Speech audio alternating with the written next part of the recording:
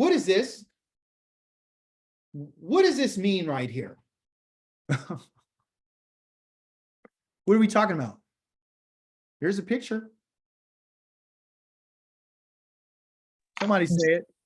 It's talking about sin and how. Thank you. It's sin. This is sin. This is sin. So as you see, it's about hitting a target. There's plenty of arrows on here. There's 4 of them I see. All of them are not in the center. Some are on the outskirts, some on the outliers, right? It's on the target, but it's not where it's supposed to be. Missing the mark is sin. You're absolutely right, Akoti. The Shagaga is not talking about sin. The Shagaga is what leads you to sin. The Shagaga is making a mistake. Okay, so let me ask you a question. I'll put a little thing up here. Is this a Shagaga? The little, Yeah. Yes, it is.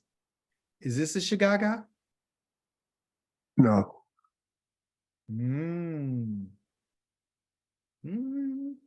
Where Maybe does a it small supposed one. to be? It could be a small one. Thank you. Remember, we can't be so concrete. It is a Shagaga because the true where you're supposed to hit is right here. Do Perfection. you want to be perfect or do you want to be halfway? Just as long as you hit the outskirts, you're good. As long as you hit these areas here, you're good. You don't care about that one. As long as you hit here, you're good. You're satisfied. At least I'm in the red. That's a Shagaga. Okay. So check this out. So you can see there are different levels and different measurements of the Shagaga. The error can be made, the mistake, there's all different. It could be a gross. And I did a Shagaga right here, that's gross. Right? How about I don't even hit the target? That's extremely gross. You see?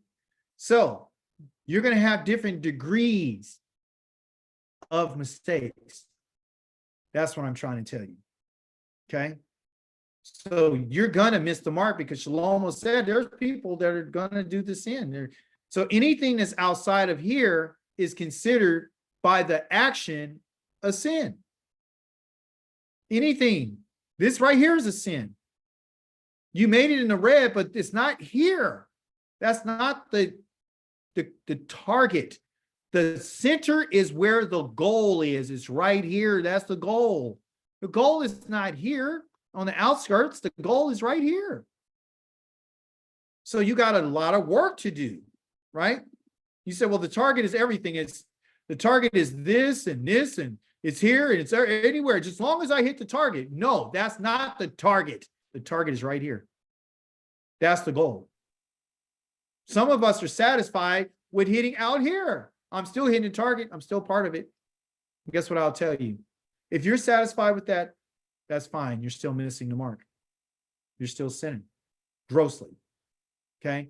Why would a person be hitting on the outside of the target and not ever hitting the red part? Why? They're not following any instructions. Woo! Yeah, you're not following the instructions of your instructor, your teacher. Do you think the Most High let me ask you a question. Do you think the Most High is satisfied with the arrows that are on the outside of the bullseye or on the inside? Which one? Which one is y'all accepting? The one that hits the mark, dead Thank center. you. So your Elohim is about perfection, correct?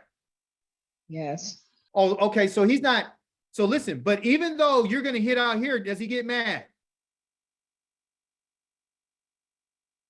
No. I know you're going to hit these. I know you're going to make a mistake. I want you to make these mistakes right, whatever degree they are. So how do you make your mistakes right? According to this understanding, what do you got to do to make your mistakes right? Got to get up and try again. Do it over and over again, which brings us back to our Shagaga. That means if you made a mistake, you got to do it over again and do it over again and over and over and over and over and over and over and over and over and over until you get it right. As a father, I'm not accepting anything less than what my children are going to give me. I want perfection.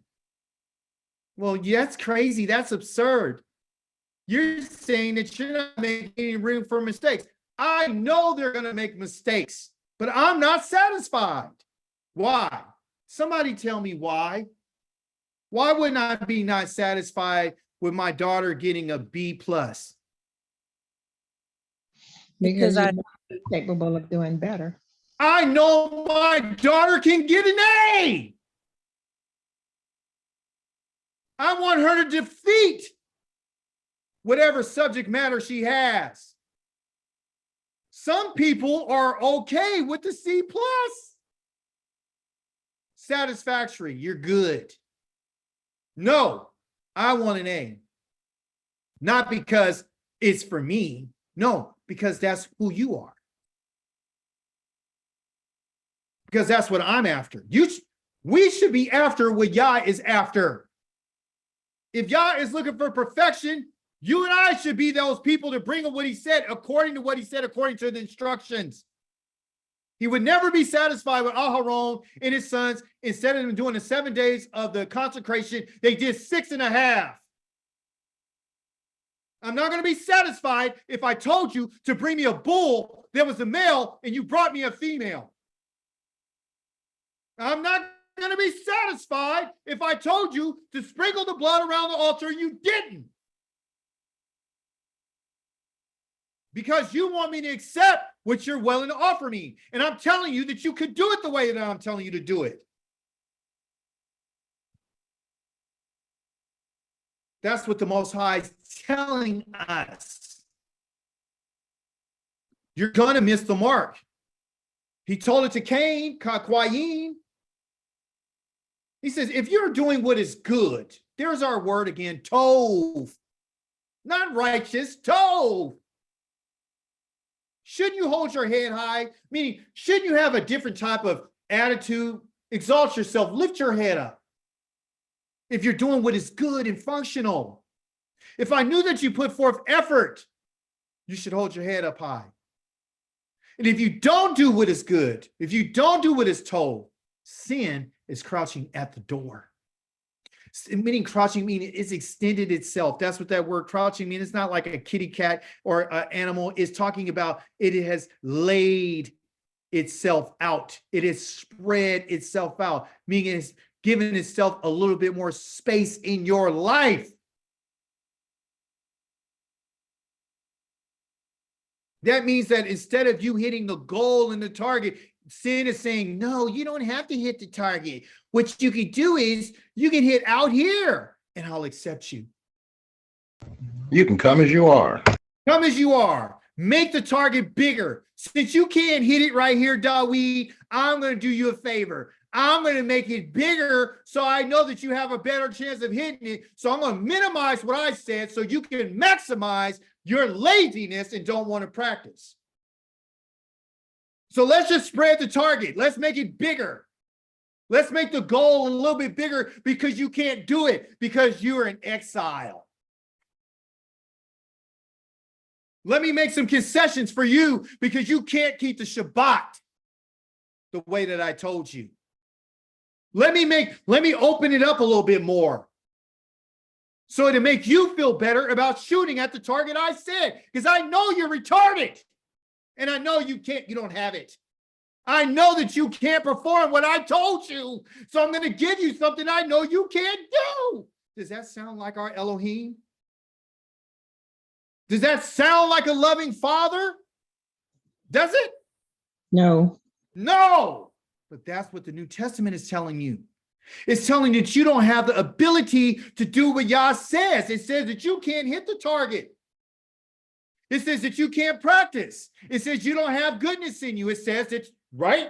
There's no one righteous. That's a lie. That's a lie. You can do it.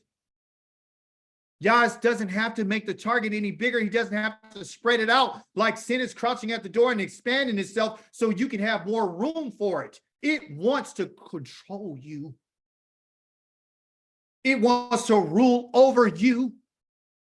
but you can rule over it. Oh, praise be to the living Elohim.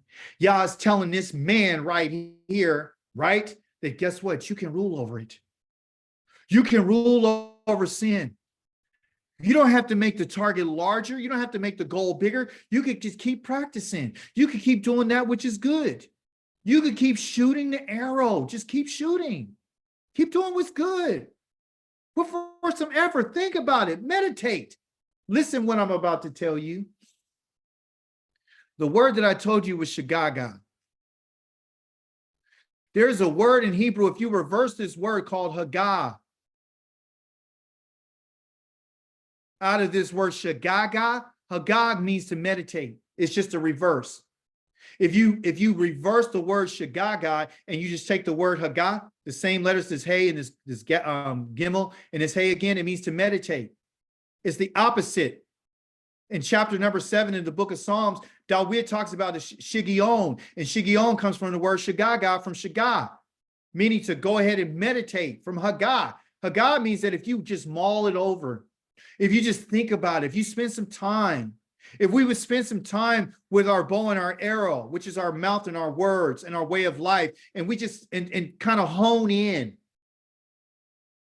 we would be better. But some of us don't want to do that. Some of us want sin to control us. Some of us want sin to rule over us. We don't want to take dominion. You don't want rulership over this. And this is what Yah says, that you can't rule over it. Genesis chapter number 4. I already told you. All of a sudden in the New Testament, it tells you that you're not good, that wait a minute, you're not righteous. There's no righteousness in you. You don't have anything in you to pursue after the Most High. You're not pursuing. No, he wasn't talking to Israel. He's talking to the heathens. He was talking to the people who are dumb and don't know Yah. The ones who said there is no Elohim, because if there was, they would respond appropriately. They would not be treating Israel like the way that they are. You're going to have faults. All of us have faults. This is not about Yah pointing out, hey, I don't want you to have any faults. You don't have no faults. According to the New Testament, you're righteous. And because Christ died on the cross for you, he took all your faults and all your sins, and you don't have any now. You're holy. Yay. No, not here. Not here. You have faults. David said this, King David, who can discern unintentional sins? Who can discern these shagagas? Huh? These unintentional, these mishaps, because that's what a mistake is too. It's a mishap. It's an error. Who can discern? Who can understand these things? Give a command to the Most High. He says, cleanse me. Cleanse me from the hidden faults. King David had it. The Most High said he followed me with all of his heart. David did it with hidden faults. That's what caused him to go against the Most High when he had that incident with Bathsheba. He didn't know what was lying and lurking within him. He got overconfident, cocky, and there it was. Also, keep your servant from presumptuous sins. Keep me from boiling over on different things so that they won't control me. Because these things right here can control you. And Yah just told Cain that you can rule over it. But there's things about us that we don't know about. That hidden right there is secret. There's secret.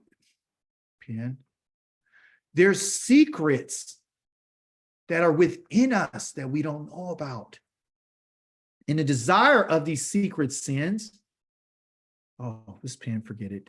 These secret sins or these secret faults are trying to control you. But that's the reason why David is requesting and making a desired request and a plea to the Most High for him to make him clean from it. Then I will be blameless and free of the great offense. What's a great offense? What is the great offense? The great offense is that you're saying that you know everything about what's inside of you. The great offense is for a person to stand before the Most High and say, I'm righteous without you. I can do what you want me to do without you not following your Torah. The great offense is a person to say they don't have any faults. The great offense is somebody who hasn't taken the bow and arrow and continue to shoot. Our righteousness comes from Yah. It's the pursuing of him and his laws. So you can be righteous, but you still have hidden faults. And when we deny these things and we're acting like we're closed up to correction because we see ourselves in a different light and we can't see these things, is the things that you and I can't see are the things that Yah sees. And therefore, Dawid says, who can discern? And we know who it is. Psalms 19 tells us that Yah gives us the Torah because it restores the soul. He talks about the Mishpatim, the judgments of Yah, the Kukim of Yah. They enlighten the eyes, the testimonies of Yah. All these things, they help us as Yah's servant. So this is something that we need to be aware of, is that we have hidden faults. And when you look at it, when you talk about a hidden fault, don't take it personal. Don't take the hidden fault personal. Just remember this target. Remember these arrows. Remember that your hidden faults are the things that you can't see. You're going to make a mistake. It's the shigo, right? You got to go to shigo, right? You see the word shiga right there. Shin, kim, and the oath is the plurality, feminine, talking about the soul. So the soul of us has these things. And the question is me, who is an interrogative, which they call it an interrogative? Who can understand? Who can understand these things that are hidden? And it's not, and they use the word cleanse, which there's another word for cleanse, but this one right here is called an naquani, right? And an naquani has the word quana in it. Okay, kind of like it means to be innocent. Innocent. Forgive the pen. Innocent. Dawid said, make me innocent of this, not just to cleanse me, make me innocent of that which is secret. So that's what we're looking for. So when you and I are studying the Torah and we're trying to get close to the Most High and we want to be pleasing to him, let's ask him to show me the secret things about me, my secret faults, and I want to do this with it. I don't want to just know them. I want something to happen. But the trippy thing about this is this. Dawid asked Yah, this is an imperative, which is a command. Meaning he asked Yah, this was a desire, a command for Dawid, that he desired this, that Yah would make him innocent. Yah can make a man innocent and they can make a woman innocent. But guess what happens when you're made innocent? You have to acknowledge. Do you remember what Yah said in your Torah portion? He says that a man or a woman or a person, a soul that does something against me inadvertently, they're guilty. But he says when it's brought to their knowledge,